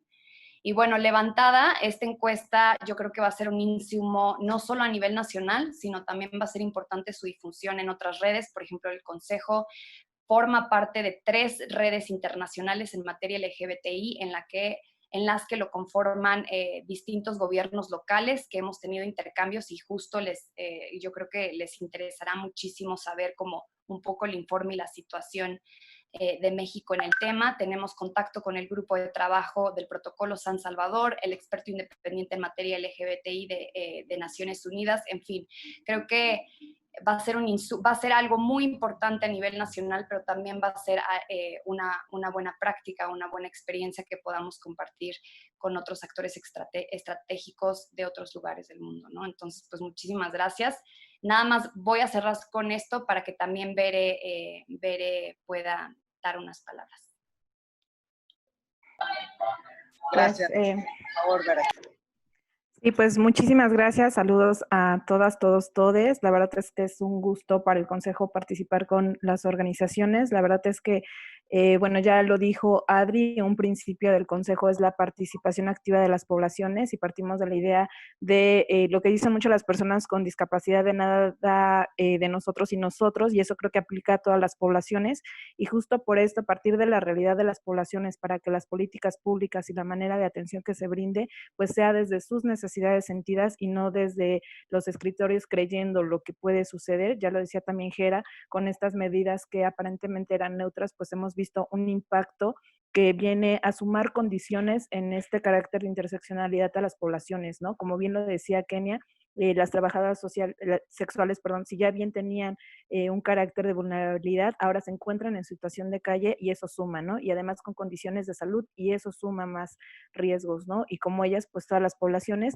Y pensar que cuando hablamos de cualquier población, pero en específicamente de población LGBT, pues tenemos que ver todas estas sumas de características y no perder de vista ningún otro grupo o ninguna otra condición, como puede ser la discapacidad, como puede ser el tema de las lenguas indígenas, como puede ser visibilizar a quienes no han sido visibles. Muchas veces sucede que la Ciudad de México es pionera en temas, y eso es muy importante, pero también tenemos que llevarlo a los estados, ¿no? Los impactos que están pasando en los estados, pues bueno, esta referencia, esta encuesta creo que también tiene ese objetivo que nos parece muy bueno que se vaya a nivel nacional y que nos permita ver las realidades en otros estados, porque bueno, sabemos que tenemos condiciones centralizadas, ¿no? Todo sucede en la ciudad y a veces perdemos de vista lo que está justamente sucediendo en los estados. Y pues bueno, eso, estamos muy agradecidos con Jack, con Iván por esta invitación y seguimos participando con mucho gusto y haciendo visibles situaciones, ¿no?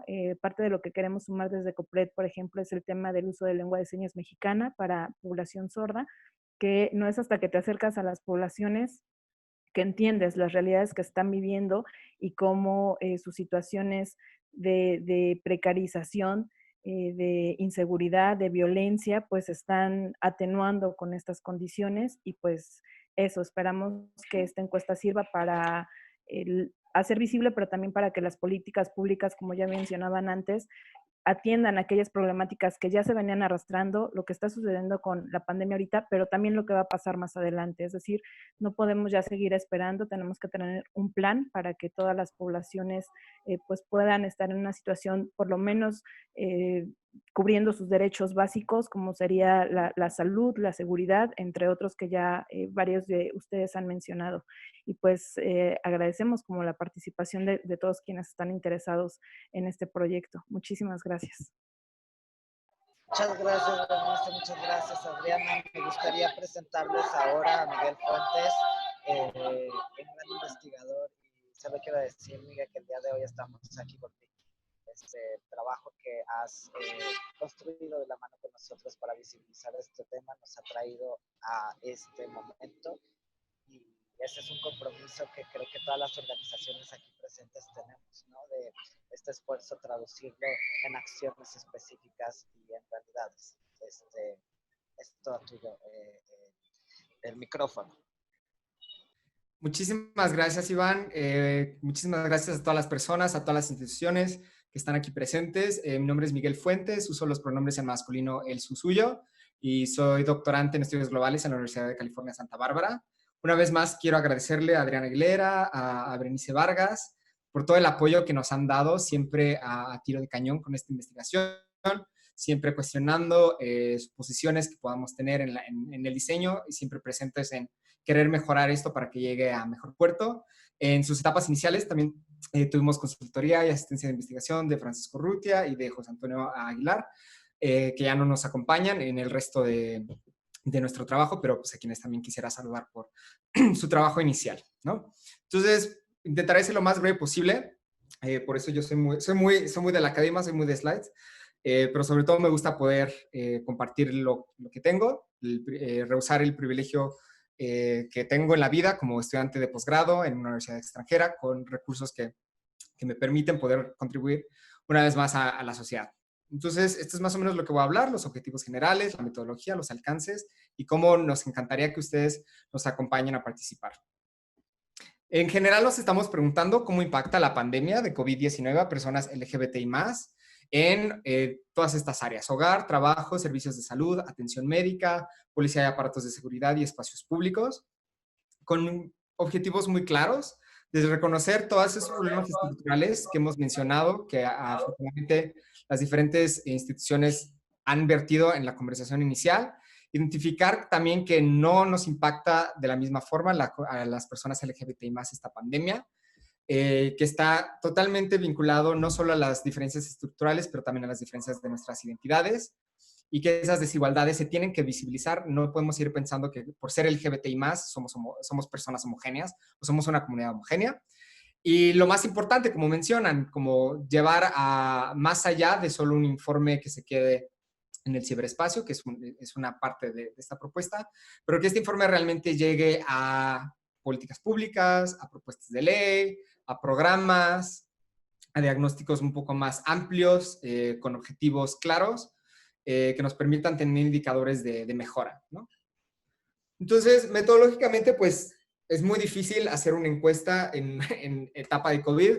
El mismo INEGI lo está enfrentando. Ahora, a eso añádanle que pues no tenemos los recursos económicos, no tenemos el ejército de personas encuestando que tiene el INEGI, ni las décadas de experiencia que tienen en hacer censos nacionales. Pero bueno, es importante pensar que eso no quita esfuerzos que se han hecho desde la misma CONAPRED, desde el mismo COPRED, de hacer este tipo de encuestas que no son estadísticamente significativas, pero que sí tienen un valor muy importante para ver las realidades. Estamos buscando también que sea anónima, que sea todo de forma voluntaria. Está basada también mucho en la ENDOSIG, que se realizó en 2017, en la forma de muestreo que se hizo. Hay 4 secciones, que si ya tuvieron oportunidad de ver el documento, las van a encontrar. Y estamos intentando, de nuevo, todo esto es un borrador. Estamos intentando ver la posibilidad de que sea en línea, que sea impreso, que sea por teléfono, a partir de comentarios que nos han hecho las organizaciones de base. Y también esto es ir un poco en contra de la rigidez académica, que quiere mantener ciertos estándares o ciertas condiciones inamovibles, y escuchar realmente, ¿no? De qué lenguaje, qué formas, cómo acercarnos de quienes están cerca de estas comunidades. Obviamente vamos a hacer un piloto. Parte de esta iniciativa también y de presentarles es que formemos ya un comité técnico que nos ayuda a redactar ese primer borrador para un piloto y hacer ese primer saque y etc, etc. Va a tener una dimensión cuantitativa y una dimensión cualitativa. Vamos a tener números, que lo ideal es poder devolver esos números también a las diferentes organizaciones para que estas organizaciones puedan cabildear con estos números. Si tenemos organizaciones con comunidades indígenas, que les podemos decir, estos son los datos que tenemos para ustedes. Con organizaciones que trabajan exclusivamente con personas trans, estos son los resultados que tenemos para ustedes. Si se quiere por estado, poder devolver esa información en crudo y que se pueda usar, ¿no? Y también hacer un poco de estadística un poco más analítica, ver diferencias, correlaciones un poco más sencillas. Y también una dimensión cualitativa. Al final de la encuesta hay una posibilidad de testimonio. La parte cuantitativa se está diseñando en Qualtrics, se va a analizar en Stata, o si alguien conoce algún otro software estadístico que sepan usar mejor. La dimensión cualitativa, que son estos testimonios, igual anónimos que recabemos, se van a analizar con en vivo o con Atlas TI, que es para análisis etnográfico y para hacer matrices de palabras clave. Y nuevamente quiero recalcar que no estamos intentando hacer un muestreo probabilístico, está específicamente enfocado en la población LGBTI+, porque esta es la población que nos interesa encuestar. Claramente va a haber sobrerepresentación, vamos a hacer lo posible porque esto no pase. Necesitamos de la participación de las organizaciones, sabemos de los sesgos que estamos enfrentando y son cosas que estamos trabajando, como decían Bere y Adri. Cómo poder traducir, ya esta encuesta ya está traducida en inglés porque ya tiene el respaldo de mi universidad, ya lo pasé por el Comité de Investigaciones en Sujetos Humanos y ya se aprobó. Entonces, hay una dimensión ética que tenemos que cumplir.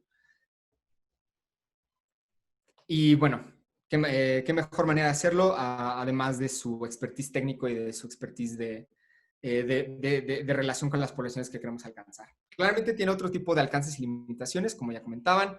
Está en línea, pero como muchas organizaciones nos están diciendo, no siempre se puede responder en línea. Por eso estamos pensando en un diseño impreso. También, afortunadamente, he tenido asesoría del comité técnico que ha hecho ya por varias décadas. Perdón, por varios años, no décadas todavía. La encuesta sobre las Américas en el CIDE. Entonces, yo sé que es una encuesta larga, pero bueno, también tiene un fin de recabar la mayor información posible. Por requisito de Estados Unidos, por mi universidad, por el tipo de encuesta que estamos haciendo, me piden excluir personas que están penalmente privadas de la libertad y menores de edad, porque si no requiere otro tipo de aprobación que probablemente nos retrase demasiado este proceso. En caso de que quisieran que se incluyan infancias y adolescencias, lo podemos hacer. Yo estoy abierto a todas las recomendaciones, pero necesitaremos como pensar en la dimensión ética y de aprobación de este instrumento, ¿no? De esta parte del instrumento. Sabemos que no podemos llegar también a comunidades rurales y por eso necesitamos también su apoyo. pero bueno, vamos a intentar cubrir lo más que se pueda. Y en cuanto al lenguaje, también estamos intentando facilitarlo. Yo desde la academia hay veces que me quedo en unos tecnicismos, en ciertas palabras. Yo me hago mis propios debates ontológicos y hago mis genealogías Foucauldianas de cómo hablar de ciertas comunidades, y prefiero eso delegarlo a las comunidades mismas. No quiero yo caer en un parroquialismo de yo decir desde la academia yo lo sé, o desde Naciones Unidas o desde gobierno se hace así. Preferiría que las organizaciones de la sociedad civil nos digan cómo referirnos a ciertos temas. Por ejemplo, hay una organización en Chihuahua que ya no habla de usuarios de drogas inyectadas, habla de usuarios de drogas y plantas psicoactivas. Entonces, diferencias generacionales en el uso del identificador trans abreviado con el asterisco, versus la coalición que habla LGBTTI+. Entonces, todo ese tipo de cosas necesitamos expertise técnico.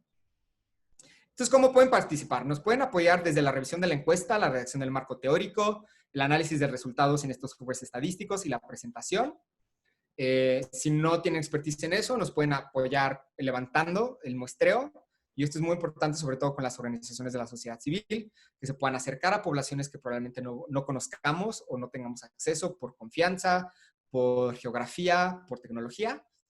Y también hay que vaciar todos esos datos. Nos pueden ayudar con difusión. El Sistema de Naciones Unidas, su encuesta, sobre todo de ONUCIDA, que hizo hace poco para poblaciones clave para la prevención de infecciones de VIH, hizo un excelente trabajo de campañas de difusión. Musas de Metal ha hecho un excelente trabajo de difusión. Entonces, con APRED, COPRED tienen la experiencia, con la ENDOSIG. Entonces, si es la forma en la que nos pueden apoyar, también es más que bienvenida. Y en términos de financiamiento, desde pagar un ad en Facebook, yo afortunadamente puedo cubrir los costos de usar estos softwares por mi universidad. Si alguien necesita estos softwares, yo los puedo donar. Si tienen alguna otra forma de ayudarnos con el financiamiento para apoyar a quienes estén levantando las muestras de alguna forma, también son más que bienvenidas. Aquí todo suma. Por ahí termino mi participación para darle paso a Nicole, que nos va a hablar de la parte documental. Adelante, Nicole.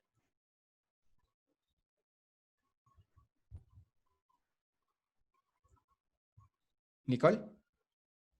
Está silenciada. Bueno, ¿ya me oyen? Perfecto. Perfecto, muchas gracias. Bueno, buenas tardes a todos. Yo soy Nicole Casas. Yo soy productora audiovisual de Racismo MX y desde Racismo MX reconocemos la importancia de este instrumento, así como su calidad para ser un referente en este tema. Y es por ello que nos sumamos a la realización de este video documental, donde se mostrará de manera audiovisual y narrativa el trabajo de las organizaciones civiles que hay que visibilizar, así como acompañamiento para el documento, ¿no? Entonces, más o menos me gustaría, no sé si... es que ya se me fue repetir el Zoom. A ver. Miguel, ¿tú tienes ¿cómo puedo meterme en la presentación aquí? ¿Quieres compartir pantalla? A ver. ¿Quieres que le vaya dando clic a las diapositivas, Nicole? Sí, si me puedes hacer favor, te lo agradeceré muchísimo.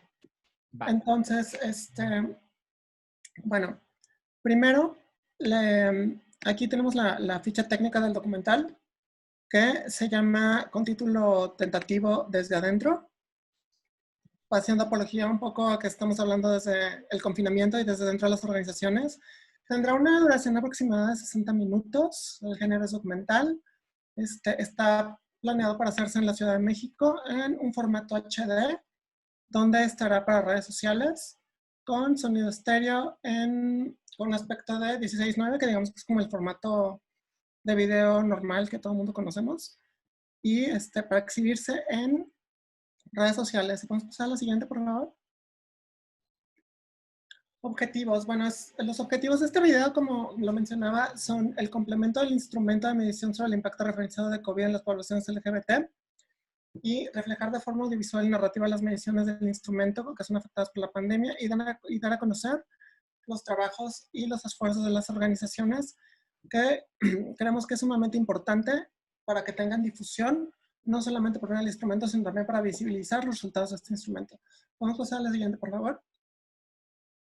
Bueno, la sinopsis es: diferentes organizaciones de la sociedad civil organizada defensoras de los derechos LGBTI enfrentan la pandemia con COVID-19 con diferentes problemáticas que impactan en las poblaciones con las que trabajan y su trabajo. ¿No? Al final de cuentas, digamos que esta es la historia que se va a contar, que sería la historia de las organizaciones en esta pandemia y cómo les ha afectado antes y después de todo esto que está sucediendo, ¿no?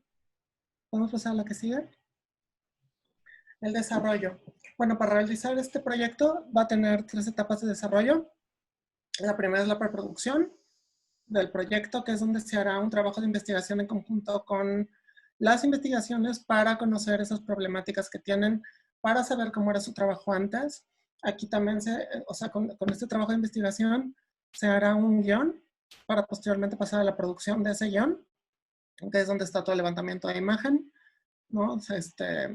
También y después se pasará a la postproducción, que es donde ya se acabará de armar como todo este video, junto con material de archivo y bueno, con todas las entrevistas que se hagan y con todo el trabajo que se manejó en el desarrollo, ¿no? Vamos a pasar a la siguiente. Ahora, en cuestión de realización, que es más o menos cómo se va a manejar la estética y la narrativa, se va a usar producción de material original, obviamente que se saldrá a tomar imagen original para este video, es material de archivo de las organizaciones previo a la pandemia y material de archivo público, es decir, material que las organizaciones ya tengan de registro de video, será usado también para ilustrar cómo está funcionando la organización. Y material de archivo público, ya sea material de noticieros y de cosas que han salido referentes a la pandemia, también un poco para contextualizar, ¿no? Se buscará hacer entrevistas, ya sea de forma presencial y o remota, a los integrantes de las organizaciones, dependiendo de las circunstancias, ¿no? que se tengan o que sea posible hacer, ¿no? Y también se planea invitar a una figura pública que narre parte de este documental, que sean necesarias y que no quepan completamente como en la narrativa. Si hay partes que hay que explicar, estamos pensando en invitar a una figura pública que se sume, que explique todo esto. Y también para que una figura pública para que tenga un poco más de difusión, ¿no? Que nos ayude con su voz también a difundir todo este material. Y también se recurrirán a compuestos gráficos, que son como animaciones para ilustrar algunos datos. ¿Podemos pasar a la siguiente, por favor? Y la distribución. Bueno, estamos pensando que este video viva en las redes sociales, ya sea Facebook o Instagram y YouTube, de las organizaciones participantes, así también como dárselos a las organizaciones para screenings públicos o privados que organicen las mismas organizaciones para los fines que ellos crean convenientes. ¿Por qué? Porque este video también ayuda a visibilizar mucho su trabajo y entonces es uno de los objetivos que tenemos, ¿no? O sea, además de la difusión de los resultados. Y me parece que ya sí, es todo, ¿no? Sí. Eso es todo por mi parte. Muchísimas gracias y pues bueno, seguimos adelante. Nicole, si te pudiera hacer una pregunta, ¿nos pudieras contar cómo podrían participar las instituciones participantes aquí? ¿Cómo se podrían sumar? Claro que sí, o sea, aquí las instituciones participantes, bueno, de entrada ya nos ayudan muchísimo con los datos del instrumento. También en esta parte de preproducción, si nos ayudan también con datos acerca de la investigación que están llevando o datos que ellos ya tengan para poder sumarlos y poder enriquecer este guión, eso estaría increíble. Perfecto. Muchas gracias. Y voy a cerrar con la idea visual de cómo se va a ver todo esto, todas estas partes, todos estos instrumentos que conforman el informe. Y está inspirado en varias plataformas que se han hecho últimamente desde sociedad civil, en cooperación con academia, no sé si con gobierno también, pero que dan muy buena perspectiva de cómo podemos hacer accesible esto al público, cómo se puede transmitir esto. La primera que a mí me gusta mucho es la primera página es del Observatorio de Género y COVID, que desarrolló una colección de alrededor de 15 instituciones sobre el Observatorio de Género y tienen mapas interactivos, tienen ejes temáticos, tienen propuestas de acciones. El otro mapa es sobre incidencia delictiva, es un poco más conciso en términos de estadística, no hay tanta narración. Y el último es el Observatorio de Personas Trans Asesinadas, que incluye mapas, incluye testimonios, incluye propuestas de acción, incluye archivo de notas en medios. Entonces, intentar visualizar una plataforma que nos permita tener esas radiografías. Lo que yo tenía pensado es hacerlas en ArcGIS, que es un software igual virtual que te ayuda a hacer mapas con diferentes capas que tal vez podamos hacer por estado, por tema, no sé, alguna cosa podemos pensar. Que además visibilicen esas diferencias, que puede haber tipos de semáforos, que incluya acciones concretas que podamos recomendar nosotros a las instituciones gubernamentales de todos los niveles, que puedan servir también para nuestras representaciones en el exterior, sobre todo México siendo miembro del grupo Core LGBTI de países en Naciones Unidas, y sobre todo fomentar la información rigurosa, que nos importa mucho que pueda servir para hacer cabildeo, como una política de activismo de información y de rendición de cuentas en los diferentes estados y en las diferentes poblaciones que conforman la comunidad LGBTI+. Entonces, toda esta plataforma va a incluir las estadísticas que les mencionamos, las propuestas es que se incluya por tema, por orientación sexual e identidad de género de las personas encuestadas y por geografía. Va a incluir los testimonios, que va a ser la parte escrita de la gente que conteste la parte cualitativa de la encuesta, así como el documental que Nicole está echando muchísimo la mano en preparar. Una sección con acciones, unas guías muy concretas, así como estos mapas interactivos que les mencionaba. De nuevo, también si alguien hace geografía, sabe usar este tipo de softwares o estudia comunicación que nos pueda ayudar, sería más que bienvenido, o desarrollo web. Entonces, nuevamente, ¿cómo nos pueden ayudar? Trabajando la estadística descriptiva y analítica para que se pueda añadir a la plataforma. Se puede usar Rs, data, SPSS, podemos pensar cómo jalar los datos. Que nos ayuden con Nicole nuevamente a grabar el documental y los clips, a contribuir con sus testimonios de buenas prácticas y de sus experiencias dentro del COVID, a que nos ayuden, si ya tienen algún planteamiento de guías de acciones, que nos las manden, que las trabajemos juntos, juntas y juntes, y que nos ayuden al diseño de mapas interactivos. Muchísimas gracias. Espero haberme quedado en tiempo. Muy bien, muy bien. Muchas gracias. Muchas gracias, Nicole, por también, obviamente, tu apoyo y desvelarte también con nosotros. Quiero comentarles a todos los aliados que se ha aprobado en este momento la iniciativa de ley. Gracias a todos, en verdad, por siempre su apoyo. Estamos muy felices. Una disculpa, pero tengo que compartir esto porque creo que es histórico y nada, qué bonito celebrar chambeando, celebrar trabajando, buscando justo una respuesta a estas situaciones que atravesamos. Estamos muy felices. Gracias. La siguiente parte entonces será poder abrir el espacio de retroalimentación. Son 1:24, tenemos hasta las 2.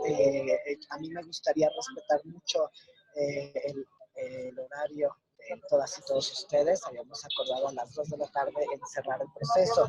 Entonces podemos dar un par de retroalimentación, quienes quieran o quieran posicionar o alguna observación o algo que nos pueda ayudar en este momento, pues por favor pueden ir, si quieren, levantando la mano y yo en este momento iría viendo quiénes pueden estar. Quiero también saludar a Nicole Winkelsen, que es directora de AIDS Healthcare Foundation. Muchas gracias por estar aquí el día de hoy con nosotros. Nicole, Roberto, saludos. Y bueno, ahora sí que abramos los micrófonos y cualquier duda, por favor, creo que este es el momento. De todos modos, nosotros, o si ustedes aún quieran revisar más este proyecto, y enviar después sus observaciones, nosotros todavía tendremos un lapso amplio para que podamos recuperar esas observaciones. Miguel, Nicole, el equipo técnico de Compredi, todos los que aquí ya somos parte de esta fiesta, ¿no?, que vamos a sumarnos a esto, pues queremos que esas opiniones sean escuchadas por todas y todos. Entonces, dice por acá Miguel Fuentes: hola José, con gusto te sumamos al equipo técnico, podemos escoger la herramienta que usamos, ¿ok? Bueno, ¿alguien quiere participar en este momento? Virtiendo sus comentarios. Farid, por favor. Hola, buenas tardes a todos. Muchas felicidades a YAG. La verdad es que me sacan lágrimas al ver los resultados de su esfuerzo. Siempre he dicho que YAG es de las organizaciones que más admiro en México porque justo son tan inteligentes, tan astutos, tan estratégicos, que logran tener una incidencia muy importante en el país.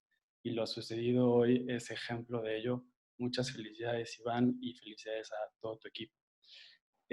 Sobre el informe y la encuesta técnica, la verdad es que me da muchísimo gusto coincidir con Miguel Fuentes, a quien conozco desde hace ya casi una década. Entonces, pues creo que todos podemos estar muy tranquilos de que él está al mando de esto, porque definitivamente es de las mentes más brillantes de nuestra generación, así que indudablemente la encuesta va a salir bien. Muy bien. Por parte de la Dirección General para América del Norte, mandamos unos comentarios por correo ayer, que bueno, los someterán a su consideración. Solamente me gustaría destacar algunos para socializarlo de manera pública con los demás que están aquí presentes. El primero es que pues tenemos la disposición del Instituto de los Mexicanos en el Exterior. Aquí está con nosotros, ¿no? Manuel Sada, que es el director de vinculación del IME.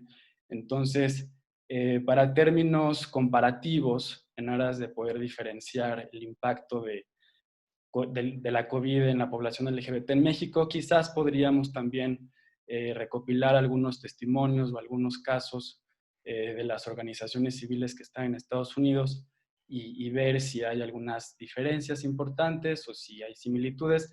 Digo, es nada más una idea al aire que les queríamos compartir.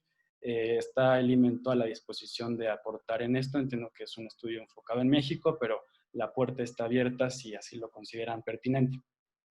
En segundo lugar, la Dirección para América del Norte considera también que quizás se puede hacer un poquito mayor énfasis en los cambios de la salud mental que están viviendo las poblaciones LGBT. Personalmente, en mis tiempos libres también estoy apoyando a Casa Frida y la salud mental es uno de los principales problemas por los cuales llegan a Casa Frida. Entonces, pues no sé, quizás agregar una pregunta de si tu salud mental ha cambiado desde que inició la pandemia y no solamente si has pensado o intentado suicidarte, sin poner como un threshold en el tiempo. Son algunas ideas que se me vienen a la cabeza, pero la idea es quizás hacer un poco más de énfasis en la salud mental. Y por otro lado, y aquí sí me gustaría ser un poquito más incisivo, es en la medida de lo posible intentar hacer un bloque para los y las trabajadoras sexuales. En Casa Frida igual las personas más afectadas, y pongo de ejemplo Casa Frida porque es una institución emblemática que justo nació para atender pues los efectos de la pandemia en la población. La gran mayoría de las personas que llegan es porque ya no tienen trabajo. Entonces quizás armar un bloque específico para las personas trans que se dediquen al trabajo sexual y ver cómo ha impactado esto, como bien decía Kenia, que me da mucho gusto también saber que está en este proyecto. Ahora bien, si bien estoy proponiendo muchas pues, preguntas, al mismo tiempo no quiero, porque tenemos la inquietud de que la encuesta sea demasiado extensa. No sé qué experiencia tengan con encuestas de máximo 40 minutos, pero yo sin saber mucho del tema, me da la impresión que muchas personas no la van a querer contestar o la van a contestar de manera incompleta. Entonces, pues quizás habría que pensar en una estrategia eficaz de incentivos o de comprometer a la gente de alguna manera para que sí la contesten y para que sí la contesten de manera completa, porque 40 minutos pues sí puede ser demasiado para alguien, aunque sea una persona trans trabajadora sexual, quizás le da flojera, honestamente. Y por último, señalar que podría ser muy útil socializar también la encuesta con la población heterosexual. ¿Por qué? Porque si bien la encuesta no es significativa y tenemos un montón de limitaciones, tanto geográficas como financieras y de personal, al socializar esta encuesta con la población heterosexual, sí podríamos ver las diferencias entre la población LGBTI y la población heterosexual de manera más puntual, porque pues está muy difícil, Miguel, y tú seguramente ya lo consideraste, saber si el efecto que estamos midiendo en la población LGBTI de la pandemia es solamente para la población LGBTI o también está afectando a la población heterosexual. La población heterosexual, por otros seminarios en los que he estado, también se están viendo afectados en sus trabajos, en su salud mental, en su acceso a salud. Indudablemente la población LGBTI más está viéndose todavía más afectada, pero si pudiéramos contrastar los efectos en la población heterosexual con los efectos en la población LGBTI, en la medida de lo posible, creo que también aportaría de manera significativa para el análisis cuantitativo de esta encuesta. Sin nada más que añadir, les vuelvo a reiterar mi felicitación, mi reconocimiento a este informe que brilla por su diseño metodológico y su finura. Seguramente va a ser un éxito. Y de nuevo, felicidades, Iván. Me sacas lágrimas. Te mando un fuerte abrazo.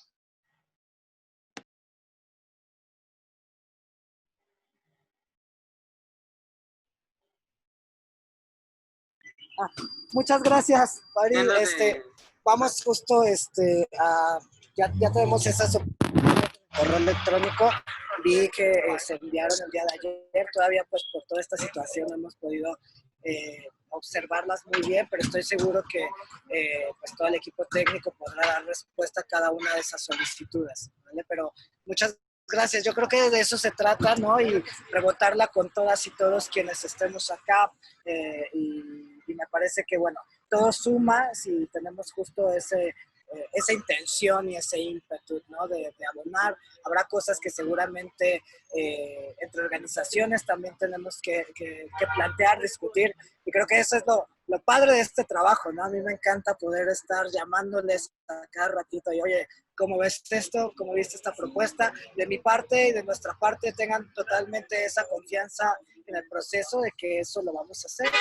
Y bueno, sin más, me gustaría saber si alguien más tiene alguna observación que quiera en este momento hacerlo de manera pública a través de este espacio.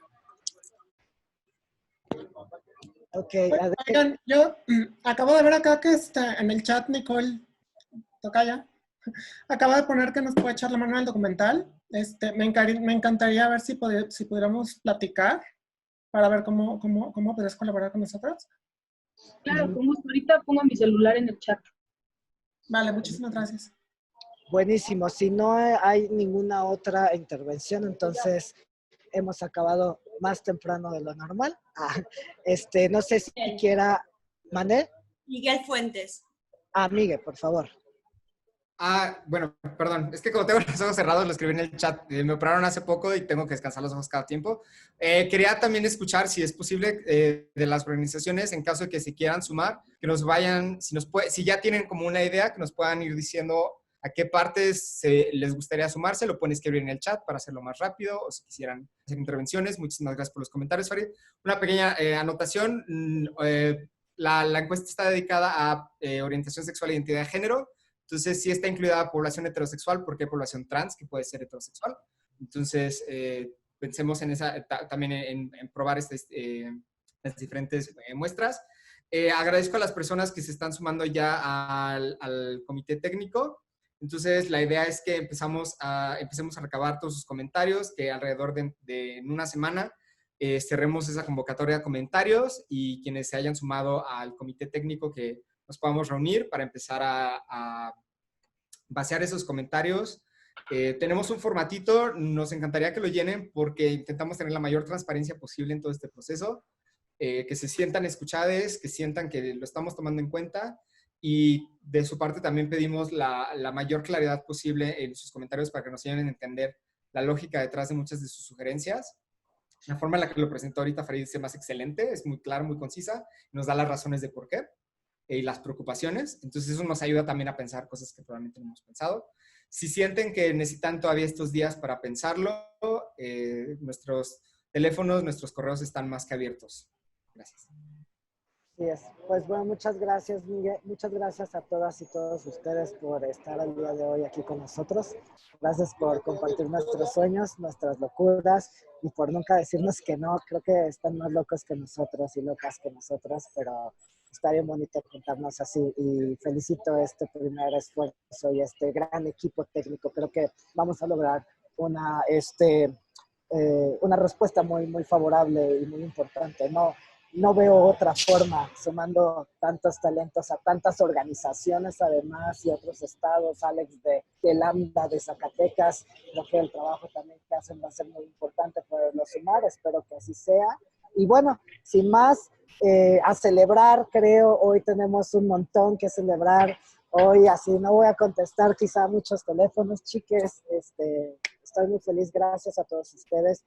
Y pues bueno, con esto terminamos. Solo les quiero comentar que esta videollamada ha sido grabada para efectos de facilitar el trabajo técnico de las minutas y por supuesto queremos hacer un abstract de 2 minutos con diversas participaciones y un poco tenemos que empezar a mover la comunicación también de eso. Por supuesto, Andrea de la Delegación de Quebec, muchas gracias por el apoyo en la difusión que tendremos próximamente. Y también un compromiso que tengo como que había quedado con las organizaciones era la posibilidad de facilitar todos los contactos de quienes estuvieron aquí, sus correos electrónicos, para que de alguna manera, si alguna organización puedan ustedes interesarse en apoyarla o la organización quiere interlocutar con algunos de los aliados o aliadas clave. Por ahí Miguel Fuentes también nos está ayudando a desarrollar proyectos para otras organizaciones y bajo el financiamiento, porque no tenemos tiempo. Entonces, bueno,